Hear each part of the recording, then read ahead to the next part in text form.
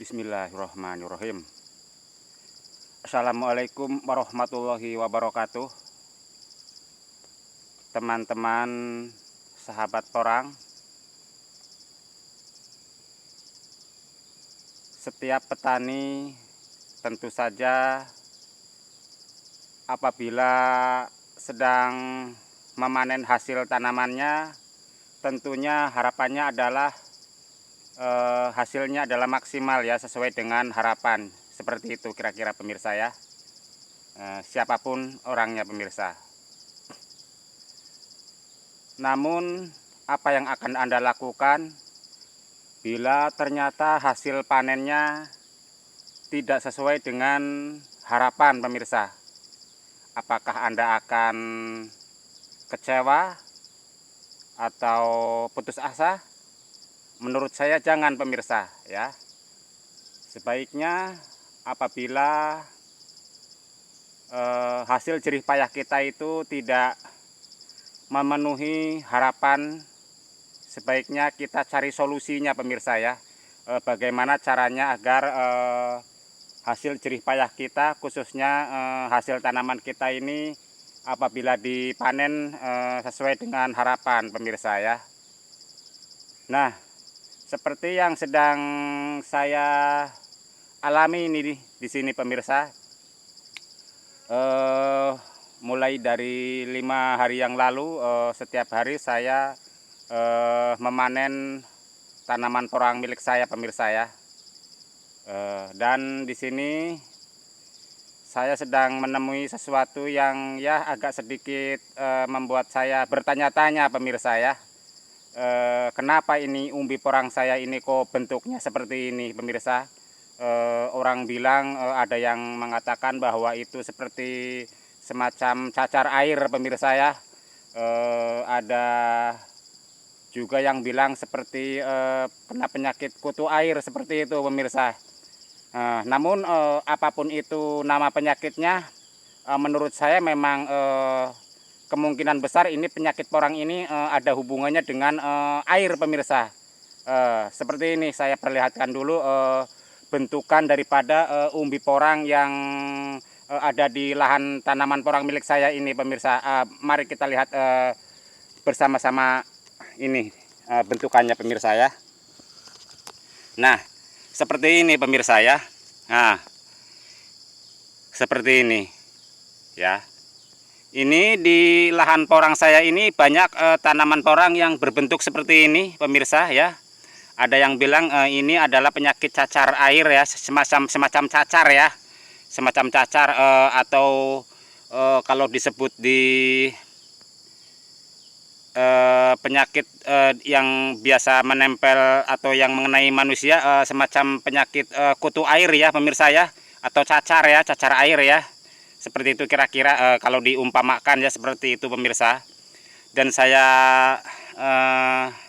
simpulkan memang penyakit yang menimpa umbi porang ini memang ada kaitannya dengan air pemirsa. Penyakit seperti ini memang ada kaitannya dengan air. Ini kalau menurut saya pemirsa ya.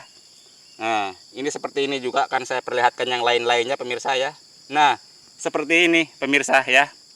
Benjol-benjol seperti ini ya pemirsa ya. Bentukannya benjol-benjol tidak karuan seperti ini ya pemirsa. Nah, dapat saya kasih penjelasan di sini sedikit ya tentang pengalaman saya yang sebenarnya tidak banyak ya, hanya sedikit ini pemirsa ya. Jadi mari kita sama-sama belajar agar kita tahu solusinya ya pemirsa. Semoga saja analisa saya ya pemirsa tentang penyakit umbi porang ini benar pemirsa. Begini pemirsa, sebenarnya ini umbi porang yang seperti ini ya, menurut saya karena ditanam di lahan yang posisi tanahnya ini lebih lama mampu menahan air. Dalam artian begini, tanah yang kita tanami umbi porang ini dia mampu menahan air lebih lama, tidak cepat kering.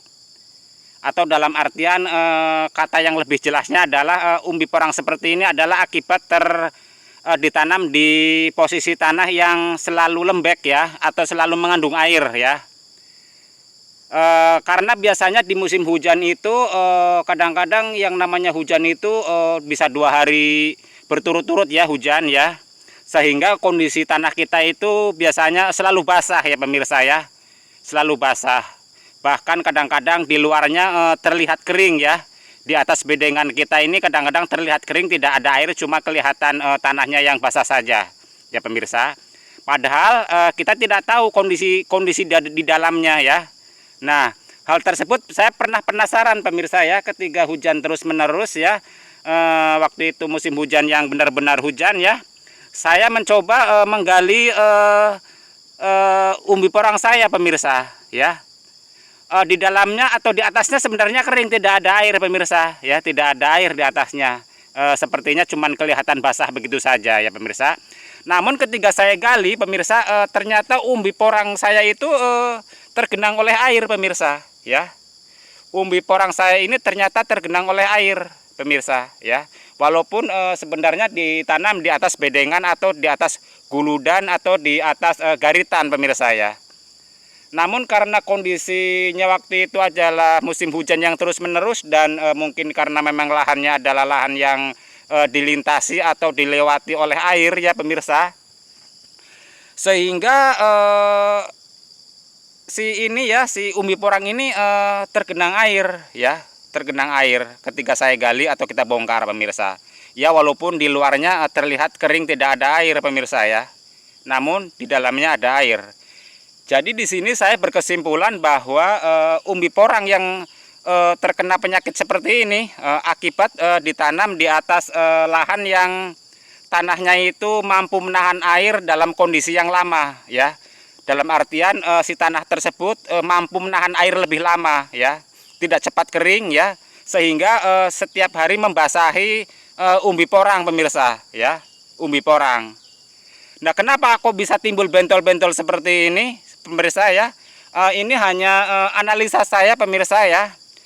Jadi si air ini akibat terlalu lama merendam umbi porang pemirsa ya, sehingga si umbi porang ini kulitnya terkena iritasi ya pemirsa ya, terkena iritasi sehingga ia mungkin apa ya, melembek seperti ini ya, melembek seperti ini ya, melembek ya, sehingga ketika dalam keadaan melembek tersebutlah ya si kulitnya atau dagingnya, si tanahnya ini mengering ya, airnya menghilang ya, karena keadaan situasi cuaca si airnya menghilang, sehingga umbi porang ini melakukan proses penyembuhan, sehingga timbullah daging yang baru ya di atas permukaan ini kulit yang terkena iritasi tersebut, sehingga timbullah daging yang baru dan menonjol seperti ini ya, menonjol seperti ini pemirsa ya. Jadi menurut saya ini analisa saya ya teman-teman ya, bahwa umbi porang yang benjol-benjol seperti ini, terkena penyakit seperti ini, atau kata orang bilang kena cacar ya, menurut saya memang ada benarnya juga ya. Ini adalah akibat daripada umbi porang yang ditanam di permukaan ya, atau di atas lahan yang kondisi lahannya ini dilintasi air ya, dilintasi air yang mampu bertahan sekitar beberapa hari seperti itu ya pemirsa. Nah, sekarang bagaimana solusinya agar umbi porang kita ini kedepannya tidak terkena penyakit seperti ini lagi ya pemirsa, tidak terkena penyakit cacar seperti ini lagi ya? Menurut saya ya perbaiki saja bedengannya atau guludannya atau siringannya ya pemirsa ya, atau garitannya ya pemirsa ya. Buatlah garitan yang sedikit agak lebih tinggi ya pemirsa, apabila kita hendak menanam umbi porang di lahan yang biasanya apabila musim hujan dilewati oleh air ya pemirsa ya, atau kondisi lahannya yang mudah sekali basah apabila musim hujan pemirsa ya. Jadi buatlah guludan, bedengan atau garitan yang lebih tinggi pemirsa, agar apa? Agar nanti apabila musim hujan datang ya, seperti di puncak musim hujan ya, si umbi porang ini tidak tergenang air pemirsa ya. Memang biasanya di luarnya di atas bedengan itu terlihat kering ya pemirsa ya, terlihat kering, tidak ada air, cuma tanahnya saja yang basah ya. Namun saya pernah mencoba untuk membongkarnya pemirsa, ternyata di dalamnya ini umbi porang yang saya tanam ini tergenang air ya pemirsa ya, tergenang air ya, walaupun kondisinya tidak berminggu-minggu ya, cuma beberapa hari ya pemirsa. Namun karena berulang-ulang ya, situasinya berulang-ulang ya, karena memang musim hujan itu tidak seminggu 2 minggu, karena bisa sekian bulan lah, bisa 4-5 bulan kondisinya ya kalau sudah musim hujan pemirsa ya. Sehingga membuat umbi porang ini terkena iritasi ya. Terkena iritasi, kulitnya menipis seperti hendak membusuk ya. Nah, ketika sudah hendak membusuk tersebut, tiba-tiba tanah ini karena cuacanya berubah-ubah ya, si tanahnya ini sedikit mengering atau istilahnya airnya berkurang ya, sehingga tidak terendam lagi.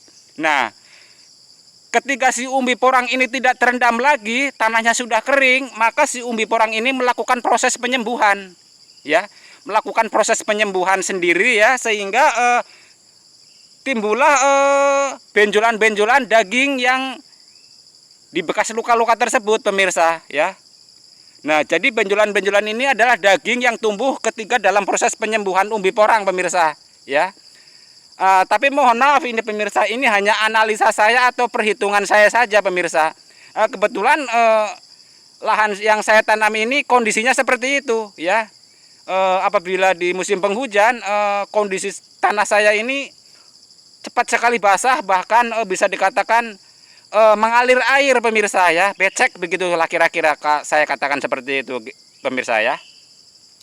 Nah, sekarang saya kasih istilahnya, ini hanya analisa saya pemirsa ya. Ini hanya saran untuk saya ini pemirsa ya. Namun saran saya ini untuk saya, namun siapa tahu bisa bermanfaat juga untuk para petani porang yang lain ya, khususnya pemula seperti saya yang sedang belajar ini pemirsa. Solusinya agar tidak terkena penyakit seperti ini, kurap-kurap seperti ini pemirsa ya, seperti ini, sebaiknya kita buat guludan atau bedengan ya pemirsa ya, atau garitan yang lebih tinggi pemirsa ya, yang lebih tinggi agar nanti apa? Agar nanti apabila di puncak musim penghujan, guludan, bedengan atau garitan atau siringan yang ditanami oleh umbi porang tersebut tidak tergenang air pemirsa ya, walaupun di luarnya terlihat kering tidak ada air, tapi biasanya di dalamnya sebenarnya umbi porang kita itu tergenang air pemirsa ya.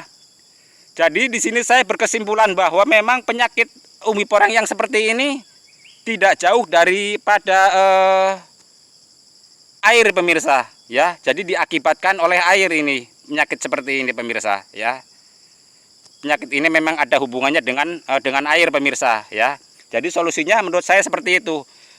Buatlah bedengan, garitan atau apa ya, tanggul-tanggul yang agak sedikit lebih tinggi lah ya, untuk menanam porang apabila kondisi lahan kita itu apabila di musim penghujan dia cepat basah ya, dan mampu menahan air yang lebih lama, sehingga apabila hal tersebut kita biarkan, maka ya seperti ini kondisinya, banyak umbi porang yang akan terkena penyakit seperti ini pemirsa ya, terkena penyakit seperti ini, benjol-benjol seperti ini. Orang bilang ini cacar ya pemirsa ya, ya bisa saja ini disebut penyakit cacar, taruhlah seperti itu, biar kita lebih mudah mengenali lah istilahnya ya pemirsa. Nah pemirsa, cukup sekian dulu penjelasan saya, semoga ini menjadi pelajaran buat kita semua, karena memang saya juga masih belajar, setiap hari saya belajar pemirsa ya, agar kedepannya tanaman porang saya ini jauh ya, sedikit demi sedikit akan jauh lebih baik lah, kira-kira seperti itu pemirsa ya. Cukup sekian dulu, mohon maaf apabila ada kata-kata saya yang belepotan, yang tidak karuan, tidak jelas. Assalamualaikum warahmatullahi wabarakatuh.